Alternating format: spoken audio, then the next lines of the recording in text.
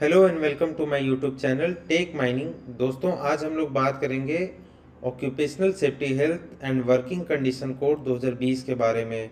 जैसा कि हम लोगों ने पिछले वीडियो लेक्चर में पार्ट 1 को कवर किया था, यानी कि चैप्टर 1 को हम लोगों ने दो पार्ट में बांटा था, जिसमें हम लोगों ने सेक्शन 1 और सेक्शन 2 के कुछ डेफिनेशन को कवर किया था।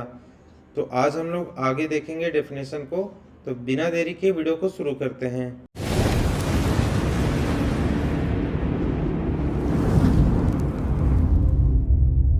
वीडियो शुरू करने से पहले अगर आपने हमारा पिछला वीडियो लेक्चर अगर नहीं देखा है तो मैं डिस्क्रिप्शन बॉक्स में उसका लिंक दे दूंगा, आप उसे विजिट कर सकते हैं और देख सकते हैं। तो सबसे पहले हम लोग स्टार्ट करते हैं बिल्डिंग वर्कर से।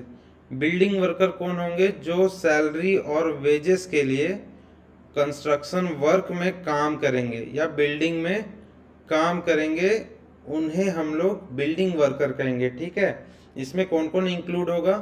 Highly skilled worker, skilled worker, semi skilled worker, unskilled worker, manual worker, technical worker और क्लैरिकल वर्कर। ठीक है, तो ये सब जो भी वर्कर होंगे ये बिल्डिंग वर्कर में इंक्लूड होंगे और वो डायरेक्टली और इनडायरेक्टली उस पोजीशन को होल्ड कर सकते हैं। वो मतलब एम्प्लॉयड हो सकते हैं डायरेक्टली या इनडायरेक्टली भी, और कॉन्ट्रैक्ट जो है उसका रिटर्न भी हो सकता है या फिर वर्बल एग्रीमेंट के थ्रू भी हो सकता है। तो उसे हम लोग क्या बोलेंगे? Building worker. बिल्डिंग वर्कर में कौन कौन इंक्लूड नहीं होते हैं? हमारा जो मैनेजर होते हैं वो बिल्डिंग वर्कर में नहीं ये इंक्लूड किए जाते हैं। सुपरवाइजर भी इनमें जो मेनली सुपरवाइजरी रोल में रहते हैं, जैसे अगर हम लोग माइन से रिलेटेड की अगर बात करें तो ओवरमैन, माइनिंग सरदार, ये सब जो सुपरवाइजरी स्टाफ्स जो होते हैं उनको भी बिल्डिंग वर्कर में कंक्लूड नहीं किया जाएगा, इंक्लूड नहीं किया जाएगा। एडमिनिस्ट्रेटिव स्टाफ को भी बिल्डिंग वर्कर में इंक्लूड नहीं किया जाएगा। एग्जाम्पल के तौर पे मैसोन, इलेक्ट्रिशियन, हेल्पर, जो भी कंस्ट्रक्शन साइट में अवेलेबल होते हैं उसे हम लोग बिल्डिंग वर्कर कहेंगे। ठीक है, आगे बढ़ते हैं। अगला डिफिनेशन है हमारा cargo. Cargo means anything that is being transported in ship, vessel, vehicle. कोई भी चीज़ जो कि ट्रांसपोर्ट किया जा सकता है शिप के साथ, वेसल के साथ या फिर व्हीकल के साथ। ठीक है, तो एक तरह से आप अगर शिप देखे होंगे तो उसमें बड़े बड़े डब्बे रखे रहते हैं, बड़े बड़े बॉक्स जो रहते हैं उसे ही हम लोग कार्गो बोलते हैं। उसमें हम लोग क्या क्या ट्रांसपोर्ट कर सकते हैं? Coal, iron ore, cement bags, machinery या फिर गुड्स आइटम, सर्विसेज भी हम लोग उसमें ट्रांसपोर्ट कर सकते हैं। अगला है हमारा चीफ इंस्पेक्टर कम फैसिलिटेटर। ठीक है, तो ये कौन होते हैं? सीनियर गवर्नमेंट ऑफिसर जो कि सेक्शन 34 के अंडर अपॉइंटेड होते हैं। इनका वर्क क्या होता है? Enforce safety laws, inspect establishment, ensure compliances और गाइड एम्प्लॉयर्स। ठीक है, तो ये सब इनका मेनली काम होता है। चीफ इंस्पेक्टर कम फैसिलिटेटर का क्या क्या होता है? सेफ्टी लॉज को इन्फोर्स करना और इस्टेब्लिशमेंट का इंस्पेक्शन करना, और कंप्लायंस जो होते हैं इस्टेब्लिशमेंट का उसको इंश्योर करते हैं ये, और एम्प्लॉयर्स जो भी होते हैं उनको गाइड करते हैं। एक तरह से आप इनको सोच सकते हैं टॉप सेफ्टी इंस्पेक्टर को के जैसा। ठीक है, आगे बढ़ते हैं।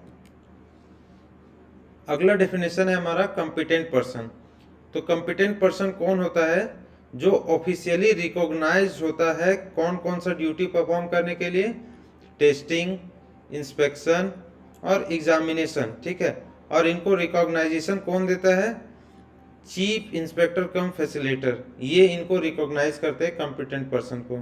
ठीक है, और ये रिकॉग्नाइजेशन डिपेंड्स किस पे करता है? क्वालिफिकेशन प्लस एक्सपीरियंस पे। ठीक है, person must know the job. ठीक है, उस जो भी कॉम्पिटेंट पर्सन होंगे उनको जॉब के बारे में अच्छे से नॉलेज होना चाहिए। फैसिलिटीज क्या होगा?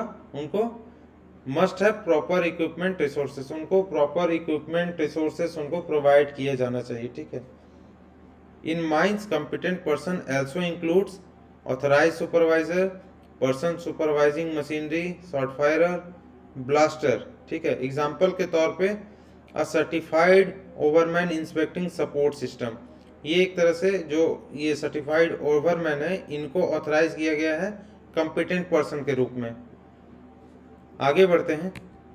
अगला डेफिनेशन है हमारा कॉन्ट्रैक्ट लेबर। कॉन्ट्रैक्ट लेबर कौन होते हैं? वह वर्कर जो कॉन्ट्रैक्टर के द्वारा हायर किए जाते हैं, उन्हें ही हम लोग कॉन्ट्रैक्ट लेबर कहते हैं। और कॉन्ट्रैक्टर इनको हायर कर सकते हैं प्रिंसिपल एम्प्लॉयर के नॉलेज के साथ भी, और उनके बिना भी, उनके नॉलेज के बिना भी वो चाहे तो कॉन्ट्रैक्ट लेबर को हायर कर सकते हैं। इसमें इंक्लूड कौन हो सकते हैं? इंटर स्टेट माइग्रेंट वर्कर भी कॉन्ट्रैक्ट लेबर में शामिल हो सकते हैं।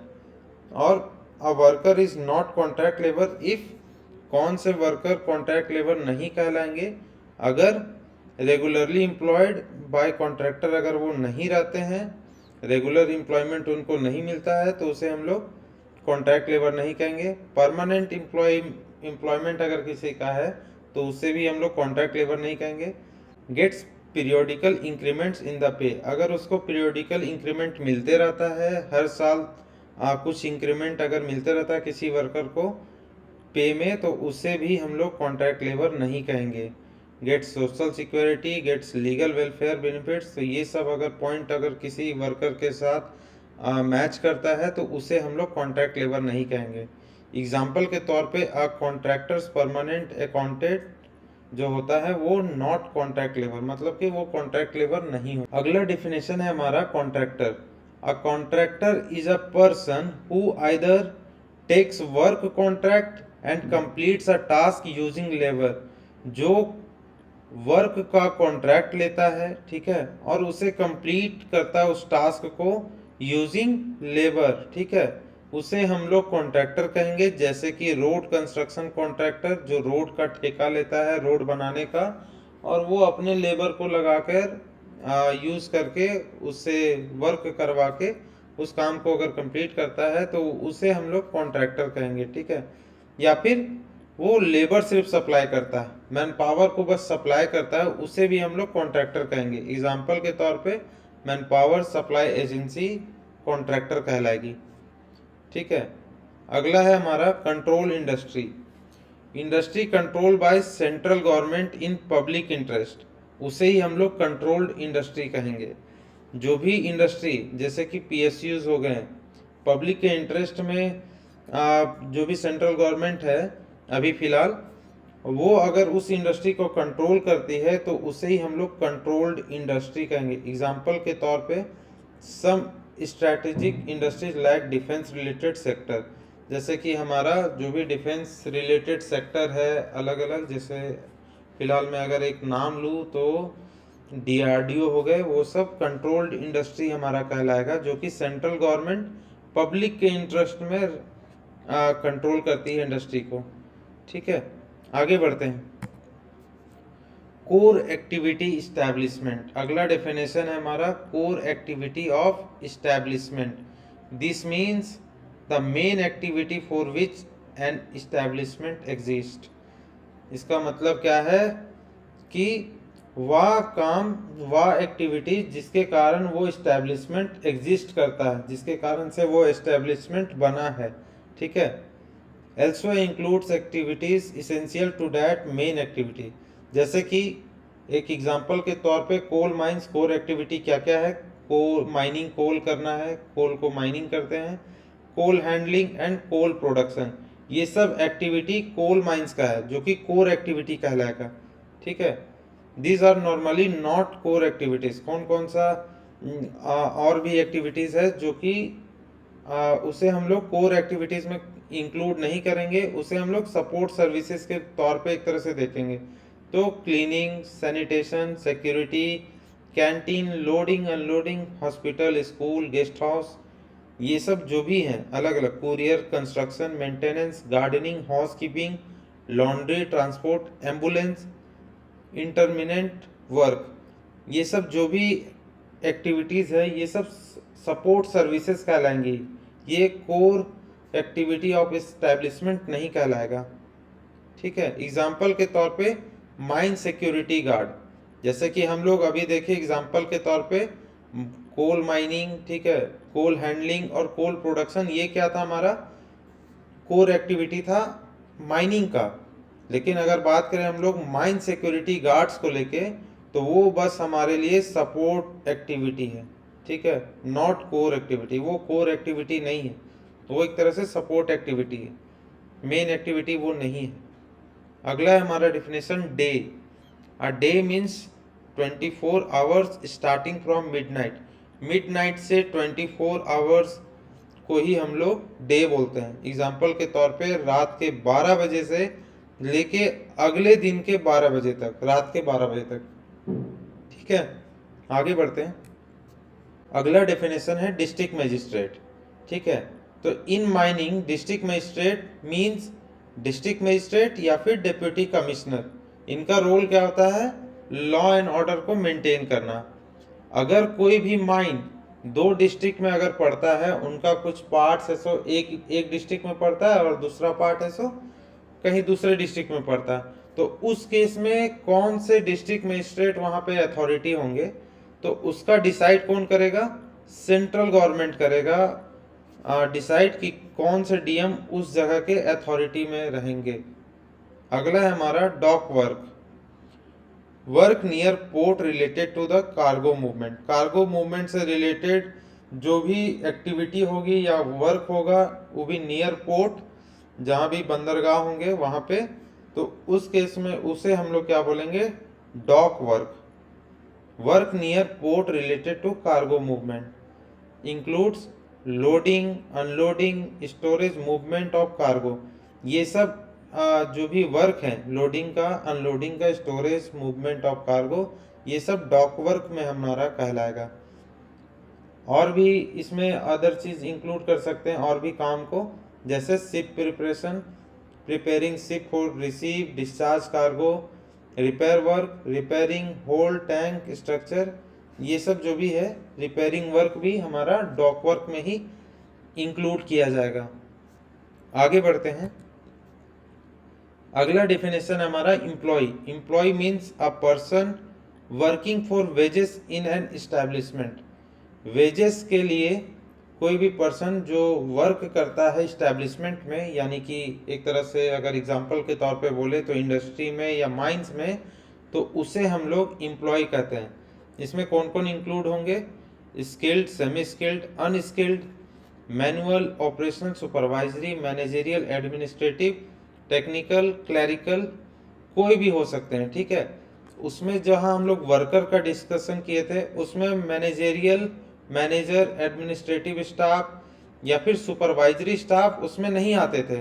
लेकिन अगर एम्प्लॉय का अगर हम लोग कैटेगरी का बात करें, एम्प्लॉय का डेफिनेशन का बात करें, तो इसमें skilled, semi skilled, unskilled, manual, operational, supervisory, managerial, administrative, technical, clerical, सभी तरह के जो भी एम्प्लॉय है, मतलब पर्सन है, सभी तरह के पर्सन है जो अगर इस्टेब्लिशमेंट में वेजेस के लिए अगर काम कर रहे हैं, पैसे के लिए अगर काम कर रहे हैं, तो उसे हम लोग एम्प्लॉय कहेंगे। ठीक है, और ये रिटन कॉन्ट्रैक्ट भी हो सकता है या फिर वर्बल एग्रीमेंट के तहत भी हो सकते हैं। इसमें कौन कौन से एक्सक्लूड किया गया, जिनको मतलब एम्प्लॉय के कैटेगरी में नहीं रखा गया? Apprenticeship under apprentice act. ठीक है, जो भी अप्रेंटिसशिप के लिए स्टूडेंट जो भी रहते हैं, एक तरह से ट्रेनिंग के लिए जो आते हैं, उन्हें हम लोग एम्प्लॉय के कैटेगरी में नहीं रखते हैं। आर्म फोर्स मेंबर को भी हम लोग एम्प्लॉय के कैटेगरी में नहीं रखते हैं। Special definition of employ in mines. Mines को लेके अगर हम लोग बात करें तो in mines employ includes anyone working with manager's knowledge. ठीक है, इवन विदाउट वेजेस। अगर हम लोग माइन की अगर बात करें तो एम्प्लॉय, कोई भी एम्प्लॉय जो वर्क कर रहा है मैनेजर के नॉलेज के साथ में, मतलब कि मैनेजर के नॉलेज में है कि ये वर्कर यहाँ पे, या फिर ये स्टाफ, या फिर ये सुपरवाइजरी स्टाफ, या फिर ये क्लैरिकल स्टाफ या टेक्निकल स्टाफ यहाँ पे काम कर रहा है, अगर मैनेजर के नॉलेज में है, इवन विदाउट वेजेस, बिना पैसों के भी, तो उसे हम लोग एम्प्लॉय कहेंगे। और काम वहाँ पे कौन कौन सा इंक्लूड होगा? माइनिंग ऑपरेशन, ठीक है, लोडिंग, अनलोडिंग, ये सब जो भी ऑपरेशंस होंगे वो माइनिंग ऑपरेशन में काउंट होंगे।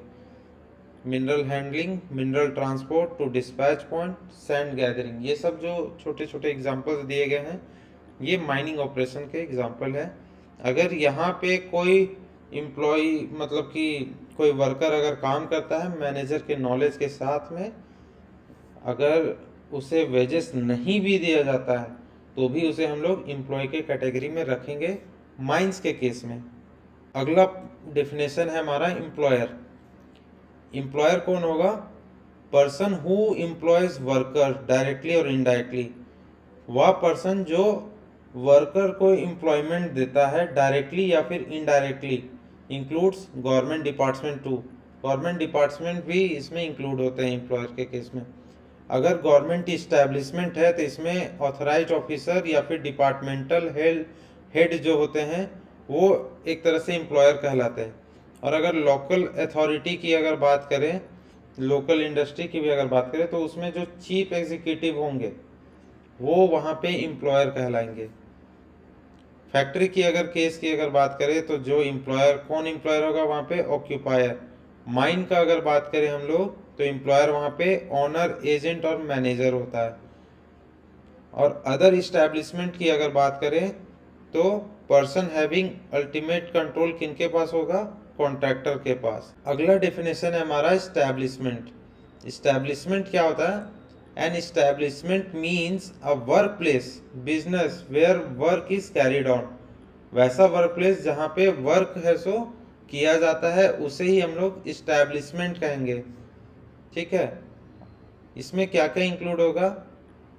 जनरल वर्क प्लेस, वैसा वर्क प्लेस जैसे कि industry, trade, businesses, manufacturing unit, occupation is carried out and 10 और मोर वर्कर्स आर एम्प्लॉयड, जहाँ पे 10 और 10 से अधिक वर्कर एम्प्लॉयड होंगे उसे हम लोग जनरल वर्क प्लेस कहेंगे। और वो वर्क प्लेस भी इस्टेब्लिशमेंट के केस में आएगा।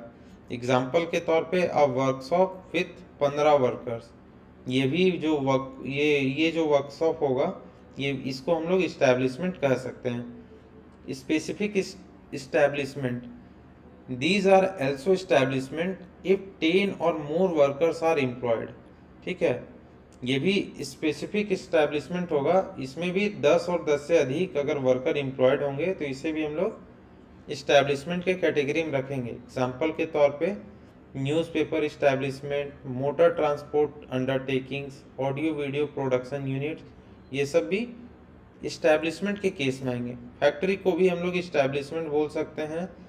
A factory with 10 or more workers is treated as establishment even if factory definition elsewhere has a higher threshold। ठीक है, माइन और पोर्ट को भी हम लोग इस्टेब्लिशमेंट कह सकते हैं। पोर्ट जहाँ पे डॉक वर्क होता है, डॉक वर्क हम लोगों ने अभी पहले ही देखा कि क्या होता है डॉक वर्क। आगे बढ़ते हैं। दो इम्पॉर्टेंट प्रोविजंस हैं इस्टेब्लिशमेंट के केस में। अगर कहीं हजार्डस और लाइफ थ्रेटनिंग वर्क कहीं चल रहा है तो सेंट्रल गवर्नमेंट चाहेगी तो वो OSHWC कोड 10 वर्कर जहां नहीं भी हैं वहां भी इम्पोज कर सकती है, उसे भी वहां इन्फोर्स कर सकती है। ठीक है, एग्जाम्पल के तौर पे chemical handling unit with 6 worker में स्टिल भी कवर्ड। ठीक है, यहाँ पे 6 वर्कर काम कर रहे हैं केमिकल हैंडलिंग में, तो सभी लोग जानते हैं केमिकल हैंडलिंग में ये एक तरह से लाइफ थ्रेटनिंग वर्क होता है, तो उस केस में भी सेंट्रल गवर्नमेंट चाहेगी तो OSHWC कोड लागू कर सकती है। दूसरा पॉइंट क्या है? If there are 10+ employees it is treated as establishment. अगर 10 से ज़्यादा एम्प्लॉयज कहीं भी हैं कोई भी इंडस्ट्री में तो उसे भी ट्रीट किया जाएगा इस्टेब्लिशमेंट की तरह। आगे बढ़ते हैं। अगला है हमारा फैक्ट्री।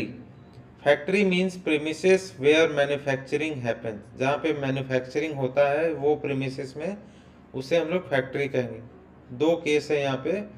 विथ पावर, अगर 20 और 20 से ज़्यादा वर्कर अगर मैन्युफैक्चरिंग में पार्ट ले रहे हैं विथ पावर, ठीक है, तो उस केस में इसे फैक्ट्री बोलेंगे।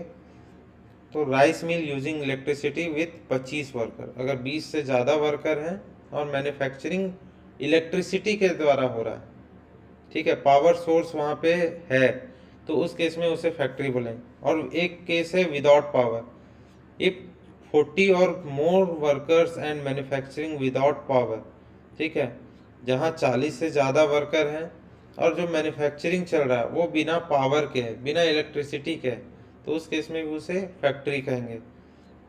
Hand operated manufacturing unit with 45 workers, ये एक एग्जांपल हो जाएगा उसका।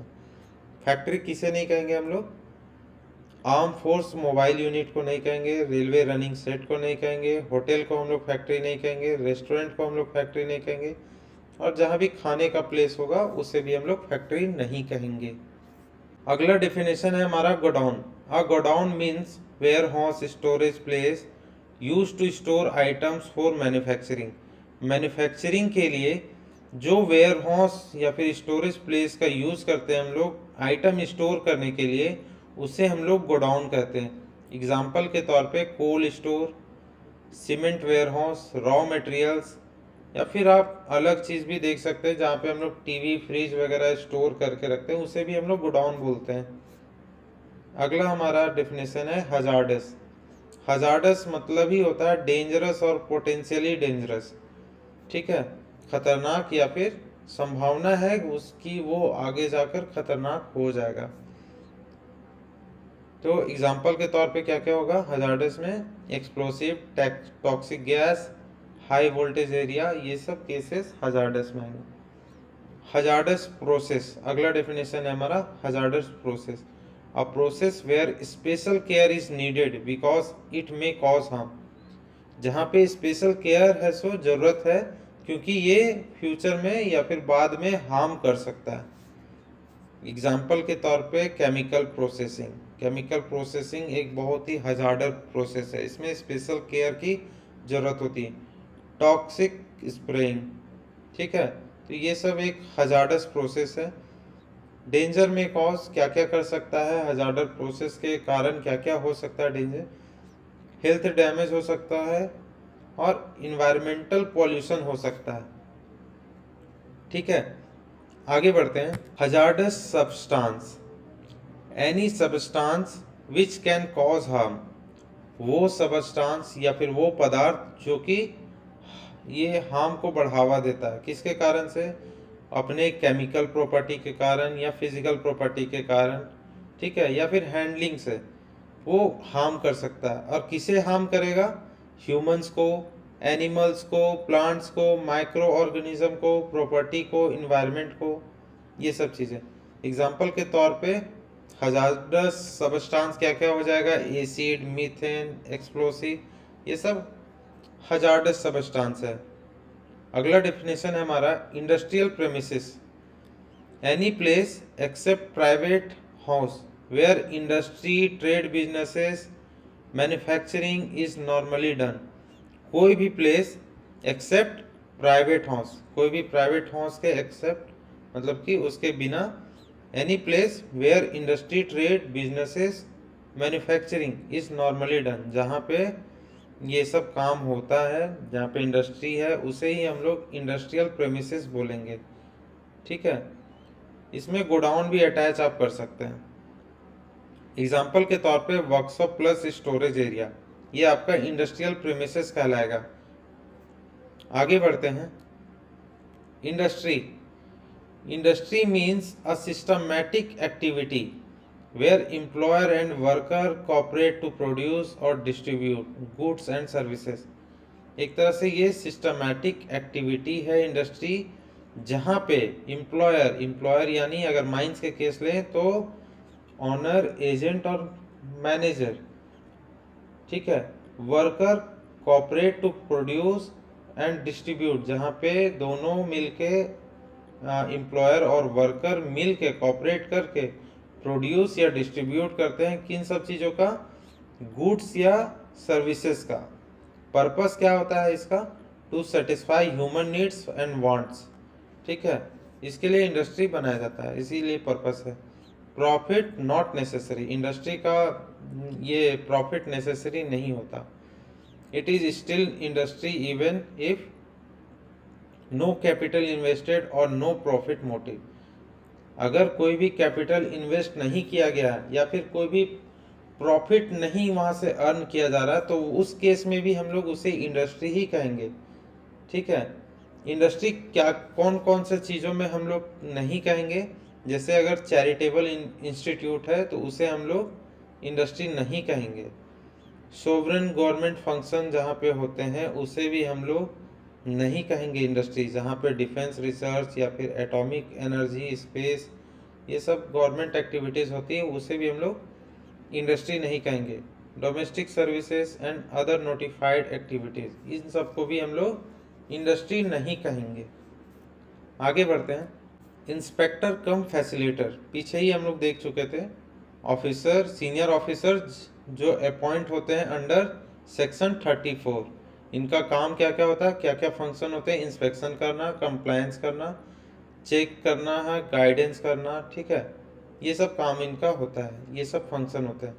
अगला हमारा interstate migrant worker, a worker who moves from one state to another for work, एक स्टेट से दूसरे स्टेट में जो वर्कर काम के लिए जाते हैं उसे हम लोग इंटर स्टेट माइग्रेंट वर्कर कहेंगे। टू केसेस में होता है, recruited in one state for another state, एक स्टेट का है लेकिन वो दूसरे स्टेट के लिए रिक्रूट किया गया है, उसे हम लोग इंटर स्टेट माइग्रेंट वर्कर कहेंगे।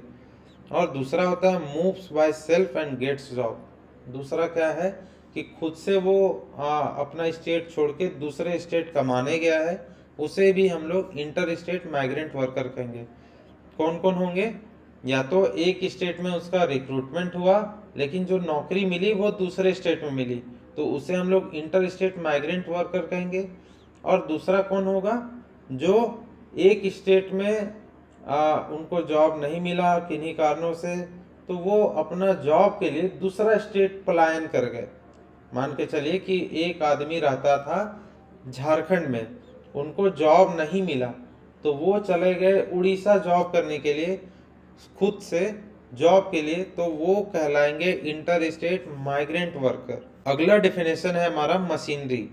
मशीनरी मीन्स एनी मशीन और system of connected parts used to convert energy into work.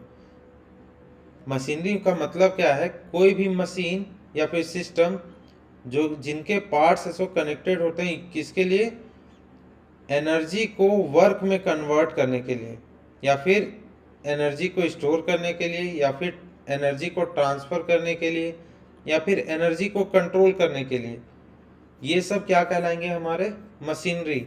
Example के तौर पे पंप हो गया, फैन हो गया, कन्वेयर मोटर हो गया, ये सब क्या है, मशीनरी है। आगे बढ़ते हैं। मेजर पोर्ट, अगला डेफिनेशन है हमारा major port. Major port as defined under Indian ports act. Major port किस में डिफाइन किया गया है, इंडियन पोर्ट्स एक्ट में। एग्जाम्पल के तौर पे in India port of Mumbai, port of Chennai. अगला है हमारा manufacturing process, any process involving making, altering, repairing, finishing, packing, cleaning, demolishing articles, उसे हम लोग क्या बोलेंगे, मैन्युफैक्चरिंग प्रोसेस। जहाँ पे सामान को एक तरह से वैसा प्रोसेस जहाँ पे मेकिंग होता है, अल्टरिंग होता है, रिपेयरिंग का काम होता है किसी भी गुड्स एंड सर्विसेज का, या फिर पैकिंग का काम हो रहा है। मान के चलिए कि एक तरह से कुछ प्रोडक्ट बनाया जा रहा है जहाँ पे, उसे ही हम लोग मैन्युफैक्चरिंग प्रोसेस बोलेंगे। या फिर एक एग्जांपल के तौर पे आप देख सकते हैं पैकिंग ऑफ सीमेंट भी मैन्युफैक्चरिंग प्रोसेस में आएगा, या फिर कोल वॉशिंग, ये भी मैन्युफैक्चरिंग प्रोसेस में आएगा। Pumping substance, water oil, sewage, generating और ट्रांसमिटिंग पावर, ये भी मैन्युफैक्चरिंग प्रोसेस में ही आएगा। अगला है हमारा printing process, includes letterpress, lithography, offset, screening, screen printing, 3D printing, ये सब भी केस मैन्युफैक्चरिंग प्रोसेस में आएगा। शिप कंस्ट्रक्शन, रिपेयर, ये भी हमारा मैन्युफैक्चरिंग प्रोसेस में आएगा। Cold storage, preservation, other notified process, ये सब हमारे मैन्युफैक्चरिंग में आएगा। सेंट्रल गवर्नमेंट चाहेगी तो इसमें मैन्युफैक्चरिंग प्रोसेस में और भी चीज़ें ऐड कर सकती हैं। ठीक है, आगे बढ़ते हैं। अगला हमारा डेफिनेशन है medical officer. Medical officer appointed under section 42। Medical officer किसके कौन से सेक्शन के अकॉर्डिंग अपॉइंट होते हैं? तो सेक्शन 42।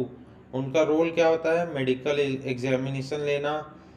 फिर worker worker health monitoring, worker का हेल्थ जो है वो पीरियोडिकली जांच करते रहना। हेल्थ सर्टिफिकेशन, एक तरह से सर्टिफिकेट इशू करना, आप फिट हैं या अनफिट हैं, या फिर कोई भी तरह का एक तरह से सर्टिफिकेशन जो आपके हेल्थ को बताता हो। अगला है हमारा metro railway. Metro railway as per law, example के तौर पे दिल्ली मेट्रो, इस पे ज़्यादा हम लोग जाएंगे नहीं। अगला डेफिनेशन है हमारा mine. A mine means any excavation where mineral searching और extraction happens। ठीक है, माइन का मतलब क्या है? मिनरल का सर्च करने के लिए या फिर मिनरल को निकालने के लिए जो एक्सकावेशन हम लोग करते हैं उसे ही हम लोग माइन कहते हैं। ठीक है, एग्जाम्पल के तौर पे coal mine, stone quarry, iron ore mine, ये सब एक तरह से माइन के एग्जाम्पल है। Mine includes much more than just pit. Includes mine में क्या क्या इंक्लूड होंगे? Boring, boreholes, oil wells. ठीक है, oil wells, crude conditioning plant, oil pipeline inside oil field, ये सब भी हम लोग एक तरह से माइन में ही हम लोग इंक्लूड करेंगे इसे। शाफ्ट को हम लोग माइन में इंक्लूड करेंगे। लेवल एंड इंक्लाइंस, ये भी माइंस के डेफिनेशन में आएगा। फिर अंडरग्राउंड रोडवेज एंड इंक्लाइंस, ये सब भी माइन के केस में ही आएगा। ओपन कास्ट वर्किंग को भी हम लोग माइन कहेंगे। फिर कन्वेयर और रोपवेज, ये भी हमारा माइन ही कहलाएगा। ठीक है, कन्वेयर किस लिए यूज़ होता है या रोपवे किस लिए यूज़ होता है? मटेरियल को लाने ले जाने के लिए। ठीक है, और माइन इंफ्रास्ट्रक्चर जैसे एडिट्स हो गया, लेवल हो गया, प्लेन हो गया, मशीनरी हो गया, ये सब भी माइंस के केस में आता है। आगे बढ़ते हैं। अगला हमारा डेफिनेशन है minerals. Minerals means all substance obtain from the earth. जो भी सब्सटेंस है वो अर्थ से अगर निकाला जाता है या फिर अर्थ से जो हमें मिलता है उसे ही हम लोग मिनरल्स कहते हैं। जो सब्सटेंस हमें अर्थ से मिलता है उसे हम लोग मिनरल्स करते हैं। ठीक है, और ये हमें मिलता कैसे है? माइनिंग करके, डिगिंग करके, या फिर ड्रिलिंग करके या ड्रेडिंग करके। सब्सटेंस जो अर्थ से प्राप्त होता है उसे ही हम लोग मिनरल्स कहते हैं। So anything valuable extracted from earth, कोई भी वैल्यूएबल चीज़ अगर हम लोग अर्थ से एक्सट्रैक्ट करते हैं इन प्रोसेस के थ्रू, माइनिंग डिगिंग के थ्रू, तो उसे हम लोग मिनरल कहेंगे। अगला है हमारा मोटर ट्रांसपोर्ट अंडरटेकिंग।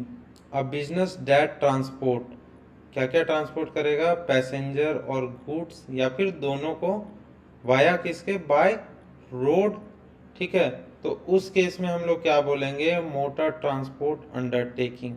वैसा बिजनेस जो ट्रांसपोर्ट क्या क्या करता है? पैसेंजर, गुड्स, या फिर दोनों को, वो भी रोड के थ्रू, बाय रोड, तो उसे हम लोग क्या बोलेंगे? Motor transport undertaking. एग्जाम्पल के तौर पे बस company, truck transport business company, logistic operator, ये सब मोटर ट्रांसपोर्ट अंडरटेकिंग में आएंगे। अगला है हमारा मोटर ट्रांसपोर्ट वर्कर। ठीक है, इसे मैं हाईलाइट करना भूल गया हूँ। Motor transport worker, a person working in motor transport business can be directly employed और थ्रू एजेंसी। कोई भी पर्सन जो मोटर ट्रांसपोर्ट के बिजनेस में एम्प्लॉयड है, ठीक है, वो डायरेक्टली एम्प्लॉयड है या फिर थ्रू एजेंसी उसमें जॉब कर रहा है, तो उस केस में हम लोग उसे क्या बोलेंगे? उस पर्सन को मोटर ट्रांसपोर्ट वर्कर बोलेंगे। Driver, conductor, cleaner, station staff, line checking staff, booking clerk, cash colour, depot colour, time keeper, watchman, attendant, work में भी रिलेटेड टू व्हीकल ऑपरेशन, उसे हम लोग क्या बोलेंगे? Motor transport worker. ये सारे जो भी वर्कर हैं, जो भी पर्सन है, ड्राइवर, कंडक्टर, क्लीनर, स्टाफ, ये सब सारे मोटर ट्रांसपोर्ट वर्कर के कैटेगरी में आएंगे। आगे बढ़ते हैं। तो इसमें कौन कौन इंक्लूड नहीं किए जाएंगे, जैसे कि वर्कर एम्प्लॉयड इन फैक्ट्री, जो भी वर्कर फैक्ट्री में एम्प्लॉयड रहेंगे उन्हें मोटर ट्रांसपोर्ट वर्कर नहीं कहा जाएगा, या फिर worker covered by shop commercial establishment law, जो भी कॉमर्शियल इस्टेब्लिशमेंट लॉ के तहत में वर्कर कवर होंगे उसमें वो वर्कर मोटर ट्रांसपोर्ट अंडरटेकिंग या फिर मोटर ट्रांसपोर्ट वर्कर के कैटेगरी में नहीं आएंगे। अगला है हमारा न्यूज़पेपर, अ printed periodical containing public news और कमेंट्स ऑन पब्लिक न्यूज़। ठीक है, कोई भी प्रिंटेड पीरियोडिकल जो कि कंटेन क्या करता है, पब्लिक न्यूज़ या कमेंट, उसे ही हम लोग न्यूज़पेपर कहेंगे, जैसे कि daily newspaper, weekly news publication, ये सब न्यूज़पेपर के कैटेगरी में आएगा। अगला डेफिनेशन है हमारा newspaper establishment, any establishment involve in producing newspaper, publishing newspaper, running news agency. ठीक है, ये सब जो भी प्रोड्यूस करेंगे न्यूज़पेपर, कोई भी इस्टेब्लिशमेंट अगर न्यूज़पेपर प्रोड्यूस करता है, पब्लिश करता है, या फिर ये न्यूज़ एजेंसी को चलाता है, या फिर रनिंग सिंडिकेट भी अगर चला रहा है, तो उसे हम लोग न्यूज़पेपर इस्टेब्लिशमेंट कहेंगे। आगे बढ़ते हैं। अगला डेफिनेशन है notification. Notification means official announcement published in gadget of India या फिर state official gazette. State official gazette या फिर गैजेट ऑफ इंडिया में जो भी ऑफिशियल अनाउंसमेंट होता है, पब्लिश किया जाता है, उसे ही हम लोग नोटिफिकेशन बोलेंगे। नोटिफाई का मतलब होता है ऑफिशियली डिक्लेयर। जब भी कोई चीज़ ऑफिशियली डिक्लेयर कर दिया जाता है तो उस केस में उसे हम लोग नोटिफाई करते हैं, मतलब कि ऑफिशियली डिक्लेयर ना करके उसे हम लोग नोटिफाई कहेंगे। अगला डेफिनेशन है हमारा ओपन कास्ट वर्किंग। तो ओपन कास्ट वर्किंग क्या होता है, an excavation quarry where minerals are extracted from the surface not underground shaft. Underground shaft के थ्रू नहीं, वो सरफेस के थ्रू जो भी मिनरल्स को एक्सट्रैक्ट करता है उस एक्सकवेशन को हम लोग ओपन कास्ट वर्किंग कहेंगे। एग्जाम्पल के तौर पे ओपन पिट माइनिंग, कोल क्वेरी, ये एग्जाम्पल है ओपन कास्ट वर्किंग का। अगला डेफिनेशन है ऑर्डिनरली एम्प्लॉयड। इसका डेफिनेशन क्या होता है, average number of person employed daily during previous calendar year. ये याद रखने वाली चीज़ है कि प्रीवियस कैलेंडर ईयर में, कैलेंडर ईयर कब से कब होता है, जनवरी के स्टार्टिंग डेट से दिसंबर के लास्ट डेट को हम लोग कैलेंडर ईयर कहते हैं। ठीक है, तो average number of person employed daily during previous calendar year, पिछले साल के कैलेंडर ईयर में डेली जो भी पर्सन एम्प्लॉयड हुए हैं उसके एवरेज नंबर को हम लोग ऑर्डिनरली एम्प्लॉयड कहते हैं। इसका फॉर्मूला क्या है, total main days work divided by total working days. एक एग्जांपल के थ्रू हम लोग समझेंगे। इसमें एक्सक्लूड क्या क्या किया जाता है, रेस्ट डे को और नॉन वर्किंग डे को इससे हटा दिया जाता है। मतलब टोटल वर्किंग डेज में रेस्ट डेज को काउंट नहीं किया जाएगा, और नॉन वर्किंग डेज जैसे कि हॉलीडे हो गया या फिर संडे हो गया, ये सब केस में अगर उस माइन में अगर काम नहीं चलता है तो उसे हम लोग नॉन वर्किंग डेज करार कहेंगे, और उसे हम लोग टोटल वर्किंग डेज में इंक्लूड नहीं करेंगे। एग्जाम्पल के तौर पे 3000 मैंडेज है और वर्किंग डेज 300 है, यानी कि रेस्ट डेज और नॉन वर्किंग डेज को एक्सक्लूड कर दिया गया इस केस में। तो ऑर्डिनरली एम्प्लॉयड कितना होगा, 10। कैसे, इस फॉर्मूला में लगा के अगर आप देखेंगे तो टोटल मैंडेज हमारा कितना है, 3000 डिवाइडेड बाई 300, तो टोटल हमारा आ गया 10। तो ऑर्डिनरली एम्प्लॉयड कितना हो गया, 10 वर्कर। ठीक है, अगला डेफिनेशन है हमारा owner. Owner means immediate proprietor यानी कि मालिक, या फिर लेजी, या फिर ऑक्यूपायर ऑफ माइन, ये कौन कहलाएंगे, ऑनर। ठीक है, if mine under liquidator receiver that liquidator receiver becomes owner. इसमें कौन कौन इंक्लूड नहीं किए जाते, पर्सन ओनली रिसीविंग रॉयल्टी, जो भी रॉयल्टी रिसीव करते हैं, सिर्फ रॉयल्टी रिसीव करने वाले पर्सन, उनको ऑनर नहीं कहा जाएगा। पर्सन ओनली रिसीविंग रेंट या फिर फाइन, उसे भी हम लोग ऑनर नहीं कहेंगे। Land owner with no mineral interest, उसे भी हम लोग ऑनर नहीं कहेंगे। इसमें इंपॉर्टेंट क्या है, कॉन्ट्रैक्टर या फिर sublease operating mine is also subject to code like owner but original owner remains liable to. ठीक है, ये बात आपको समझ में आ गई होगी। आगे बढ़ते हैं। अगला डेफिनेशन है हमारा plantation. Plantation includes land use for growing certain crops. ठीक है, क्रॉप्स को ग्रो करने के लिए जो लैंड का यूज़ करते हैं उस प्रोसेस को हम लोग प्लांटेशन कहते हैं। यहाँ पे दो केस दिया हुआ है, किस किस केस में हम लोग प्लांटेशन कहेंगे। लैंड ऑफ 5 हेक्टेयर्स और मोर ग्रोइंग, ठीक है, 5 हेक्टेयर से अगर ज़्यादा की लैंड है तो उसे हम लोग प्लांटेशन कहेंगे। जैसे कि टी की खेती, कॉफ़ी की खेती, रबर की खेती, अगर हम लोग 5 या 5 से ज़्यादा हेक्टेयर में अगर खेती करें तो उसे हम लोग प्लांटेशन कहेंगे। Other plant also can be plantation. ठीक है, अदर प्लांट्स को भी हम लोग प्लांटेशन कह सकते हैं अगर ज़मीन जो है वो 5 हेक्टेयर या उससे ज़्यादा की हो और सेंट्रल गवर्नमेंट उस चीज़ को नोटिफाई करे। किसके अप्रूवल के साथ, सेंट्रल गवर्नमेंट के अप्रूवल के साथ, सॉरी स्टेट गवर्नमेंट नोटिफाई करे। किसका अप्रूवल लेके, सेंट्रल गवर्नमेंट का अप्रूवल लेके ये नोटिफाई करे स्टेट गवर्नमेंट, तब उसे भी हम लोग प्लांटेशन डिक्लेयर कर सकते हैं। एक्सप्लानेशन देखते हैं। सपोज करिए 3 हेक्टेयर में पहले से वहाँ पे चाय लगाया गया और उसके बगल में 3 हेक्टेयर ज़मीन है जो कि सुटेबल है खेती करने के लिए, बट वो अनयूज्ड है, उसमें कुछ भी तरह का खेती नहीं किया गया है। ठीक है, तो टोटल हमारा कितना हो गया वहाँ पे 6 हेक्टेयर।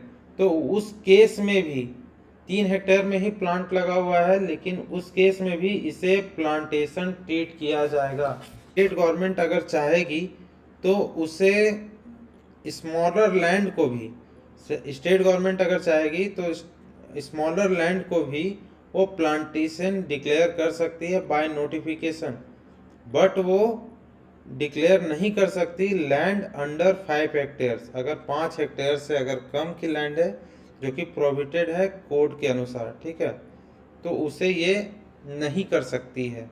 स्टेट गवर्नमेंट डिक्लेयर कर सकती प्लांटेशन को कम ज़मीन अगर है तो भी, लेकिन 5 हेक्टेयर से कम ज़मीन नहीं होना चाहिए। आगे बढ़ते हैं। प्लांटेशन क्या क्या इंक्लूड करता है, कनेक्टेड प्राइमिसेस अगर रहे तो, ऑफिसेस अगर हैं तो उसमें भी करेगा, hospital, dispensaries, schools, other connected buildings. क्या क्या इंक्लूड नहीं करता, फैक्ट्री इनसाइड प्लांटेशन। ठीक है, अगर प्लांटेशन कोई ज़मीन में किया गया है उसके अंदर में अगर उस ज़मीन के अंदर में अगर कोई फैक्ट्री अगर खुली हुई है तो उस केस में प्लांटेशन नहीं कहा जाएगा। तो अगला डेफिनेशन है हमारा prescribed, means prescribed by rules made under this code. Simple, if law says prescribed check rules. आगे बढ़ते हैं। Principal employer, main employer where contract labour work.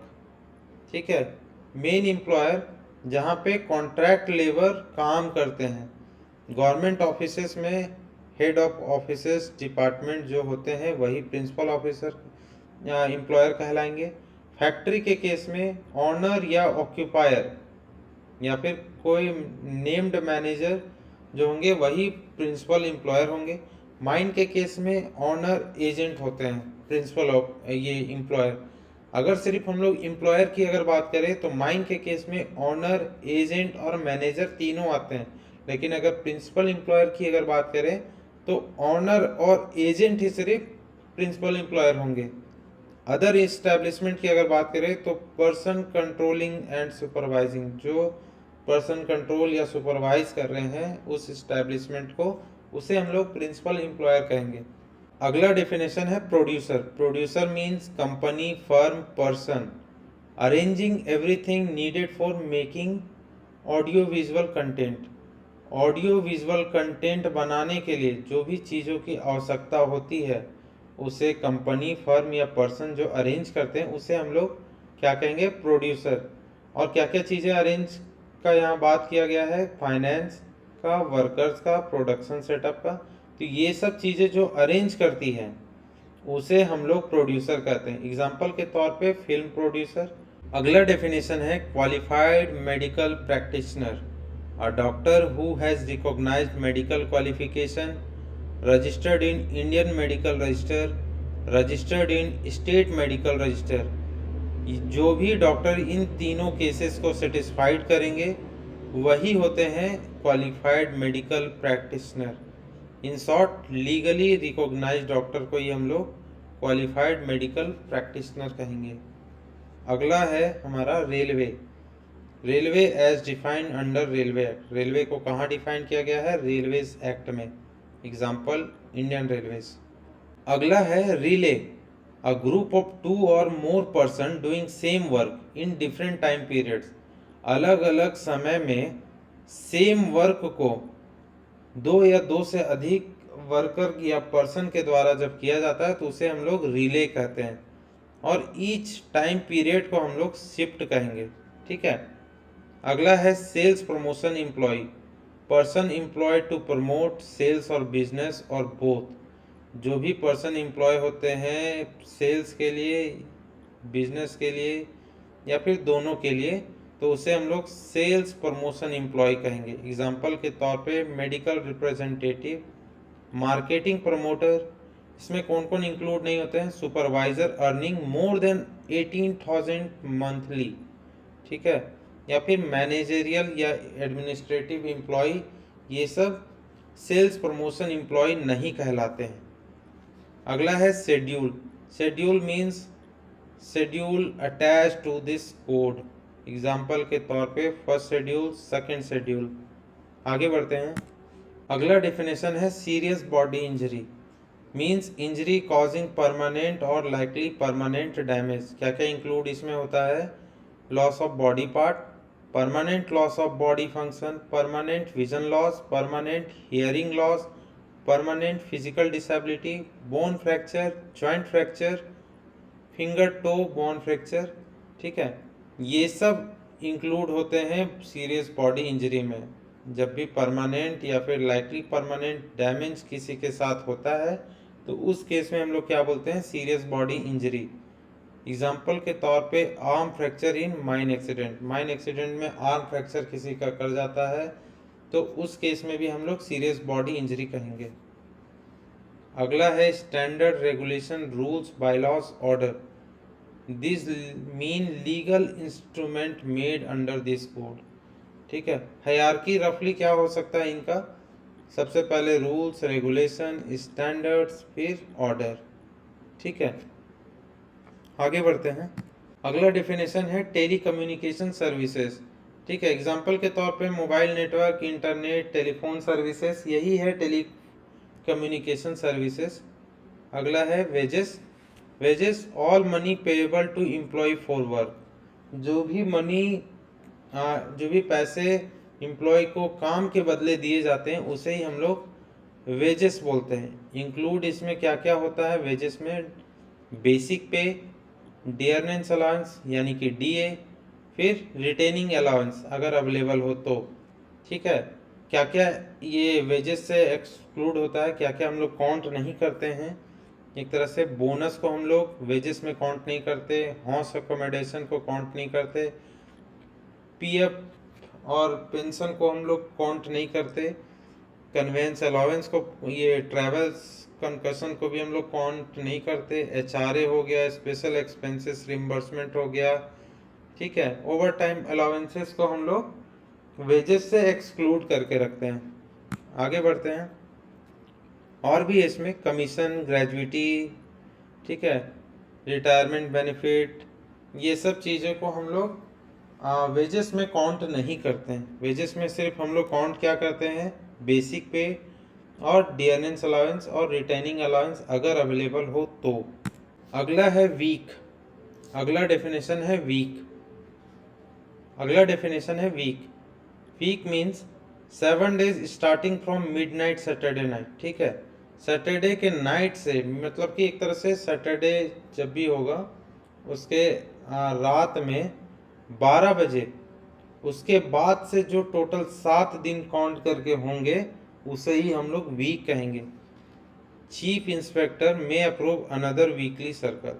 Chief inspector अगर चाहेंगे तो जो वीकली साइकिल है उसे अप्रूव कर सकते हैं। दूसरा मतलब अप्रूव कर सकते हैं सैटरडे मिडनाइट से ना हो करके सोमवार के मिडनाइट कर सकते हैं, या फिर कुछ अदर डेट वो अपने अनुसार वीकली साइकिल बना सकते हैं।